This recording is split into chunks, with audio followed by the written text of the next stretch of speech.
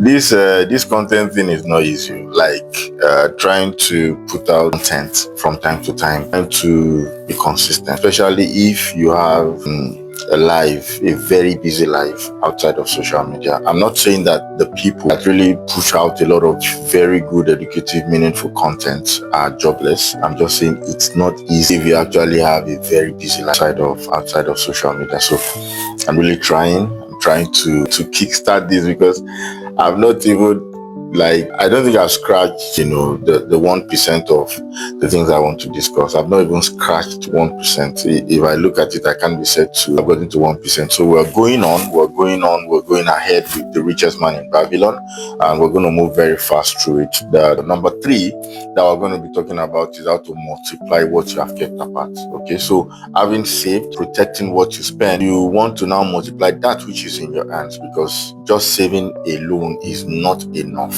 Because if you look at the current inflation rate of Nigeria, for example, is in the upper region of saying that it's getting closer to 40% than 30%. Okay, now with that said, you would need something that would make sure that your money is not sitting idle. Robert Kiyosaki used to say that the fastest money always wins.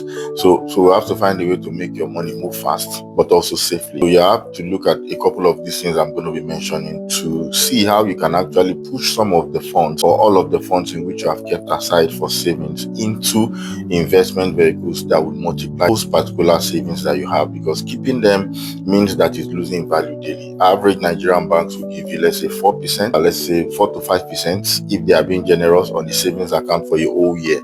Meaning that if we keep 1 million naira in the account for a whole year, at least let's assume the inflation rate is 30%. At the end of the year, the value of that 1 million naira would have come down to 700,000. We're not saying that your money will disappear. We're saying the 1 million naira will still be there, but what it can afford, what it can buy would have come down to about 700,000. So what you need to do is find a way for your money also to keep moving, because if you put it in a 4% savings account, it means that at the end of a whole year, the value of what will be given on top of the 1 million will be 40,000 naira. But if you find a way or another way to multiply it faster, then it would also be able to meet up with value and also stay ahead of inflation. You know, list 3 to 4 areas in which you can invest your funds. Make sure that it's ahead of inflation at the end of the year. Okay, one of the ways you can multiply your funds safely, mutual funds. Talk to your bankers.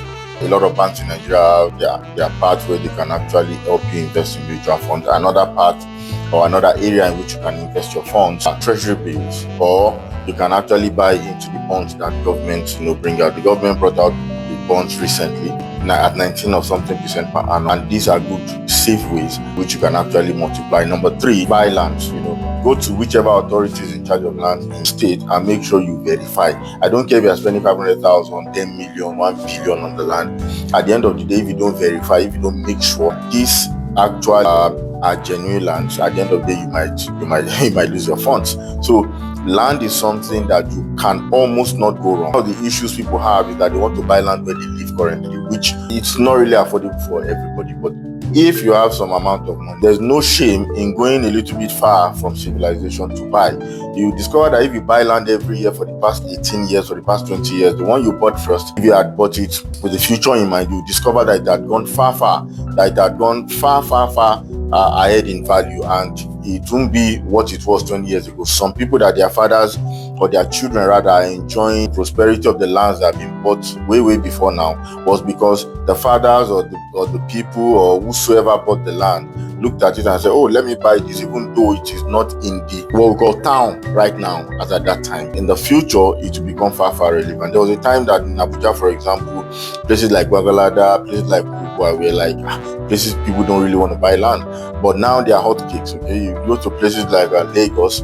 There was time that Agbara, some places in Epe, Bejuleki, and all those areas considered, including Ikorodu, were considered to be like suburbs, like places that why would I buy land here? But the people that bought 10 years ago, 15 years ago, they can testify to the fact that these lands have appreciated in value and has actually brought them some level of profit. Number 4 is for you to join credible investment programs or community. Credible ones. I'm not talking about the ones that will be telling you to bring money, join. There are very good investment clubs, communities in Nigeria. You have to dig a little, you have to search, but eventually you find them. So join such clubs, and at the end of the day, you learn even of other investment opportunities on how to multiply that land. These examples I gave are not exhaustive.